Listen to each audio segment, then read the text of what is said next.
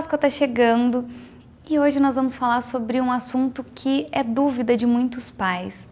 Como se deve, ou se é que se deve dizer para as crianças, para os menores, que o Coelhinho da Páscoa, que o Papai Noel, que esses personagens não existem da forma como eles acreditavam, da forma como foi dito para eles no início, ou até quando é saudável que as crianças continuem acreditando neles.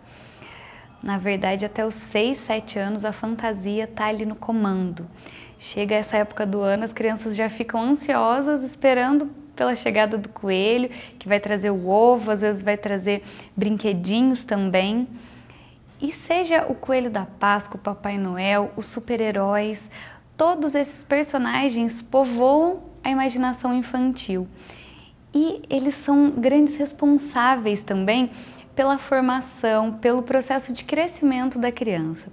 É através da fantasia que desde muito cedo a criança vai aprendendo a lidar com seus problemas, com conflitos, a enfrentar os desafios que vão aparecendo para ela no seu dia a dia.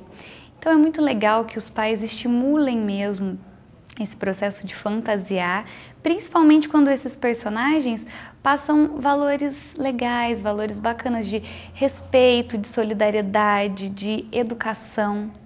E na verdade, quem é que sobrevive sem a fantasia, né? Até nós adultos precisamos da fantasia, do lúdico, para deixar as coisas mais leves, mais interessantes. Então seja lendo um livro, assistindo um filme, uma novela. A diferença é que até certa idade as crianças ainda não conseguem separar o que é a realidade da fantasia e elas realmente acreditam que aqueles personagens existem. Mas aí aos poucos, com o desenvolvimento do raciocínio, do pensamento abstrato, elas mesmas já começam a questionar a existência deles. E em grande parte das vezes, isso acontece sem que ninguém precise chegar a dizer isso, sem que ninguém conte nada para elas.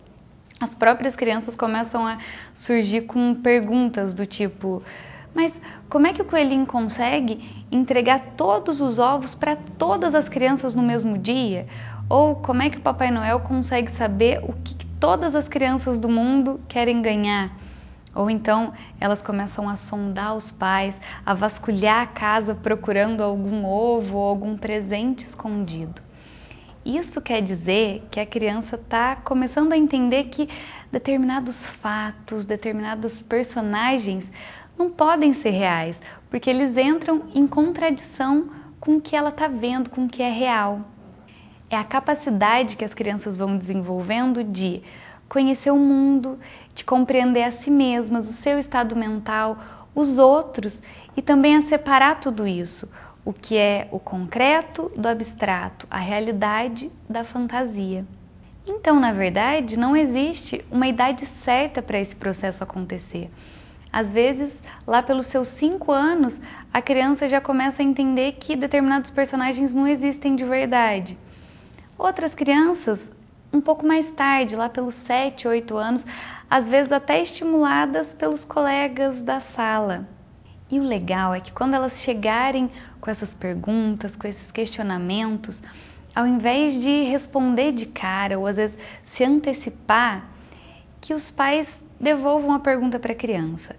Um sinal claro de que ela está nesse processo de separação de realidade e fantasia é quando, além de questionar, a criança também tem condições de ter argumentos para responder a própria questão. E aí, se chegou nesse ponto, não tem mais por que os pais insistirem na fantasia. Nesse processo de amadurecimento, é muito bom que elas saibam, que os pais digam isso para elas, que embora alguns seres, alguns personagens não existam realmente, eles têm muito para nos ensinar sobre valores, sobre respeito ao outro, sobre ajuda, sobre a solidariedade, sobre amor, alegria. E também não é porque eles não existam de verdade que não se possa continuar cultivando o hábito de falar sobre eles, de se fantasiar deles e de fazer tudo isso uma grande brincadeira, uma grande festa.